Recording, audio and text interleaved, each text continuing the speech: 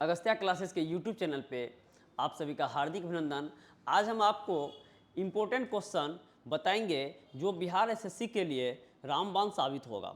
और इसमें कुछ क्वेश्चन ऐसे होंगे जो आप लोग तो बहुत आसानी से बना लेंगे, लेकिन कुछ ऐसे क्वेश्चन भी होंगे जिनको आप कहेंगे ये क्वेश्चन ही गलत है। तो आप लोग को आज हम एक क्वेश्चन भी देंगे लास्ट में, जो आप लोग को खुद बनाना है और कमेंट करना है जो आप लोग का स्टैंडर्ड क्या है तैयारी का। और यदि आप उस क्वेश्चन को बना लेते हैं तो समझिए आपका लेवल थोड़ा थोड़ा ऊपर उठते जा रहा है और बिहार एसएससी आते आते आप जरूर सफलता हासिल कर लेंगे।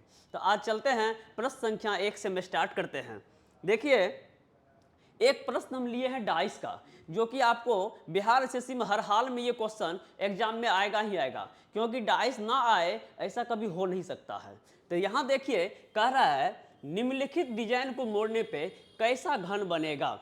तो ये क्वेश्चन जो है बहुत बच्चे बनाएंगे, बहुत बच्चे नहीं भी बनाएंगे, लेकिन हम चाहते हैं कि सारे के सारे बच्चे बना ले, तो इसके लिए हम आप लोग को बता देते हैं। देखिए, इस टाइप के यदि प्रश्न आते हैं तो कुछ नहीं करना है। सबसे पहला काम आपको यहाँ पे जो भी आकृति है, जो भी फिगर है, इनका विपरीत निकालना सीख जाइए। और जब विपरीत निकालना सीख जाइएगा तो आपका आंसर आपके पास आ जाएगा।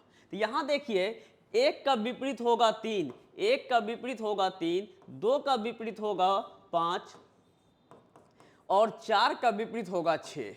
ये आप विपरीत निकाल लिए। अब यहाँ कहता है कैसा घन बनेगा। तो जब बनने की बात हो रही है तो एक ही चीज ध्यान रखना है, कभी भी दो पड़ोसी सतह विपरीत नहीं होता है और कभी भी दो विपरीत सतह पड़ोसी नहीं होता है। ये तो जानते ही होंगे। तो ये जो है 1 का अपोजिट 3 और 3 का अपोजिट 1, तो इसमें कभी भी पड़ोसी में नहीं दिखना चाहिए। अब यहाँ देखिए 5 2 3, तो यहाँ आप देख रहे हैं 2 और 5 अपोजिट है और यहाँ 2 और 5 को पड़ोसी बना दिया है, इसलिए ये कभी आंसर नहीं होगा। ऑप्शन नंबर बी 5 2 यहाँ भी पड़ोसी है, ये भी आंसर नहीं होगा। ऑप्शन नंबर सी 4 6 5, अब 4 6 5 की बात कर रही है, किया जा रहा है, तो 4 6 यहाँ अपोजिट है और यहाँ 4 6 को पड़ोसी बना दिया है, ये भी नहीं होगा। अब यहाँ 1 4 5 को चेक कर लेते हैं। 1 है तो 3 नहीं, 4 है तो 6 नहीं, 5 है तो 2 नहीं। इस तरीके से आपका ऑप्शन नंबर डी सही उत्तर हो गया। और आपको सिर्फ और सिर्फ यही ध्यान रखना है जो इसमें अपोजिट पड़ोसी नहीं, पड़ोसी अपोजिट नहीं।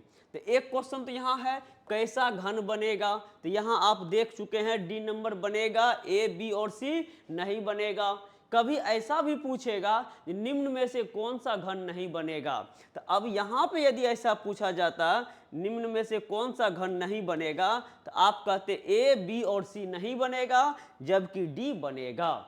तो ऐसे आपको बनाना है। चलते हैं प्रश्न संख्या अगला की ओर। अगला देखिए, कैलेंडर से क्वेश्चन पूछा गया है। यहां कह रहा है यदि 15 अगस्त 1947 शुक्रवार था तो 15 अगस्त 2047 कौन सा दिन होगा। अब यहां पे देखिए, ये 100 वर्षों की बात हो रही है, ये 100 वर्षों की बात हो रही है।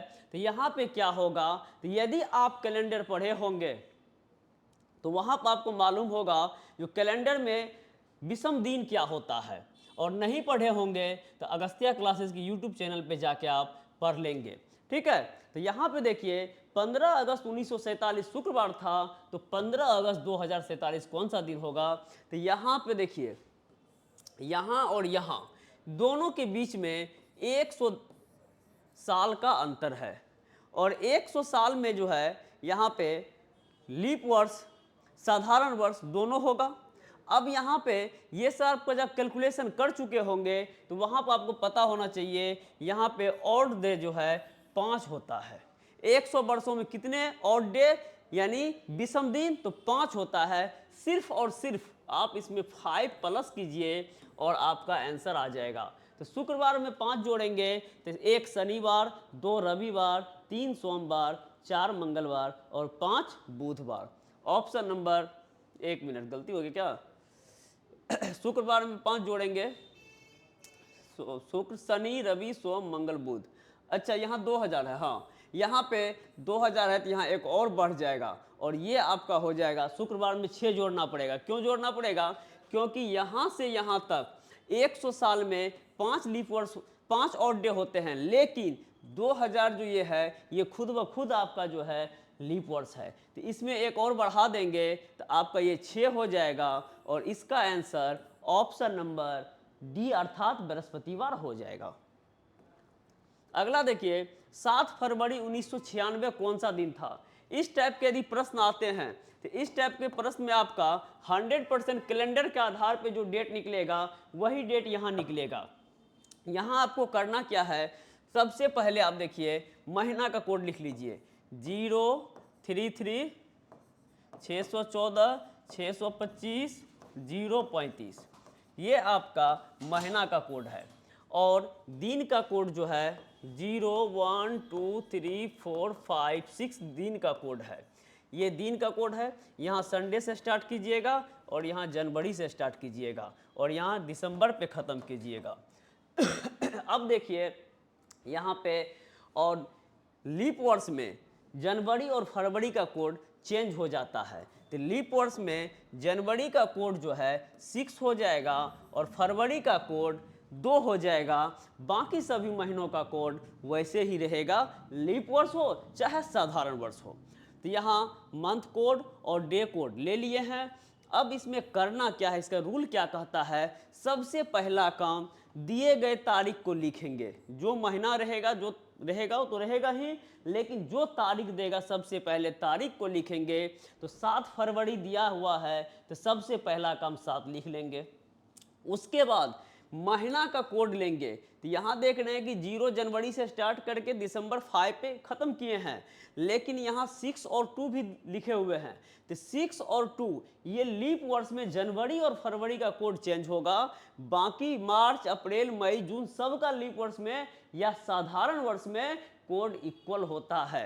तो यहाँ मेरा जो 1996 ये मेरा लीप वर्ष है, इसका मतलब मेरा फरवरी का कोड क्या लेना है, 2 लेना है। तो यहाँ महीना का कोड महीना कोड ले लिए। फिर यहाँ पे ईयर में इकाई और दहाई से बनी संख्या लेंगे। तो 1996 में इकाई और दहाई से बनी संख्या 96 है, 96 ले लिए। फिर इन्हीं अंकों को लिख के 4 से भाग देकर प्राप्त भागफल बिना दशमलव के ले 96/4 करेंगे और भागा देने के बाद दशमलव के बाद नहीं लेंगे। तो इसका तो यहाँ दशमलव आएगा ही नहीं, 24 बार में कंप्लीट कट जाएगा, इसलिए यहाँ पे दशमलव आया नहीं तो कोई टेंशन लेने की बात नहीं है। लेकिन यदि आएगा तो उस स्थिति में दशमलव के बाद ना ले और इन सबों को जोड़ के 7 से भागा दे दीजिए और तब जब भागा देंगे और जो शेष आएगा उसको दिन कोड से मिला लीजिएगा, वही आपका दिन आएगा आंसर। तो अब यहाँ देखिए 7 2 9 9 6 15 15 4 19 के 9 बच गया 1 2 1 3 3 9 12 के 2 बच गया 1 129 हो गया। 7 से भागा दीजिए, 7 का 7 5 59 7 8 56 3 बच गया। 3 का मतलब 0 Sunday 1 Monday 2 Tuesday 3 Wednesday. Wednesday कहने का मतलब आपका बुधवार आपका आंसर आ गया। वेडनेसडे कहने का मतलब आपका आंसर बुधवार हो गया। अब आप जाके चेक करेंगे 7 फरवरी 1996 यदि गूगल पे जाके जो कौन सा दिन था तो वो भी बताएगा कि आपको बुधवार था। ये कैलेंडर से 100% सही निकलता है। अगला प्रश्न है रैंकिंग का लिया गया है। इसमें देखिए क्या कह रहा है, लड़कों की एक पंक्ति में रमेश का स्थान दाईं ओर से 12 और बाईं ओर से चौथा है। बताए इस कतार में कुल कितने लड़के को शामिल कर लिया जाए कि पंक्ति में कुल लड़कों की संख्या 28 हो जाए। तो यहाँ पे आपको रमेश का स्थान दोनों तरफ से मालूम है, दाएं से 12 और बाएं से 4, और कह रहा है इस पंक्ति में 28 बच्चे करने के लिए कुल कितने लड़के को शामिल कर लिया जाए। तो यहाँ ध्यान रखिएगा, सबसे पहला काम आपको ये पता करना होगा कि पंक्ति में कुल कितने बच्चे वर्तमान में मौजूद हैं। तो यहाँ पे निकालने के लिए देखिए यहाँ पे क्या करना है, यहाँ पे ये लड़कों की पंक्ति में रमेश का स्थान दाईं ओर से 12, इधर से रमेश का स्थान 12 है और इधर से रमेश का स्थान 4 है। तो अब यहाँ पे रमेश का ये स्थान दोनों तरफ से दिया गया है। तो यहाँ पे जब किसी एक व्यक्ति या वस्तु का स्थान दो अलग अलग ओर से दिया गया है तो उस पंक्ति में उपस्थित कुल व्यक्तियों की संख्या दोनों दिए गए स्थानों का जोड़ -1 कर देंगे, मेरा आ जाएगा। तो 12 + 4 -1 करेंगे, 16 - 1 बराबर 15। अब ये पता चल गया वर्तमान में 15 बच्चे कक्षा में हैं, यानी पंक्ति में हैं। अब हमको यहाँ पे पूछ रहा है 28 बच्चा करने के लिए कितने बच्चों की आवश्यकता होगी, कितने लड़कों की जरूरत होगी। तो यहाँ पे 28 - 15 करेंगे, आपका सही आंसर ऑप्शन नंबर बी अर्थात 13 होगा। क्या किए, 28 - 15 बराबर 13 आपका आंसर हुआ। और एक क्वेश्चन है, बच्चों के कतार में राहुल का क्रमांक ऊपर से 25 तथा नीचे से 50 है, बताएं इस कतार में कुल कितने बच्चे हैं। तो यहाँ ध्यान दीजिए, राहुल ही एक ऐसा लड़का है जिनका स्थान ऊपर से भी बताया गया है और नीचे से भी बताया गया है। तो इस कतार में कुल कितने बच्चे होंगे, सेम कंडीशन वही लगाइएगा। यहाँ पे लगाएंगे 50 + 25 -1, 75 - 1 बराबर 74। पंक्ति में कुल कितने बच्चे हैं, 74, यानी दोनों दिए गए स्थानों का जोड़ -1 करेंगे। अब देखिए एक क्वेश्चन आप लोग के लिए बचा के रखे हुए हैं और ये क्वेश्चन आपका कोडिंग डिकोडिंग का है। बहुत भारी तो नहीं है लेकिन आप लोग बना लेंगे ये मुझे मालूम है। तो हम उम्मीद करेंगे कि ये जो मेरा क्वेश्चन है, यदि किसी सांकेतिक भाषा में JNU को 101714132106 लिखा जाता है तो पूसा को उसी भाषा में कैसे लिखा जाएगा। 4 ऑप्शन आप लोग के पास अवेलेबल है और आप लोग थोड़ा सा एक चीज़ मेरा ध्यान रखेंगे, ये 4 ऑप्शन में से एक आंसर 100% सही है। आप लोग ये नहीं कमेंट कर देंगे सर आंसर ही नहीं है, क्योंकि आप लोग हैं थोड़ा हमसे भी ज़्यादा तेज। तो ध्यान रखिएगा यहाँ पे ये ना हमको कमेंट आना चाहिए। और उम्मीद करते हैं कि मेरे अधिक से अधिक बच्चे जो भी हैं वो कमेंट करेंगे और सही सही आंसर कमेंट करेंगे। और यदि नहीं बनेगा तो अगला क्लास में हम लेके आप लोग के पास फिर हाजिर होंगे। तब तक के लिए जय हिंद, जय भारत।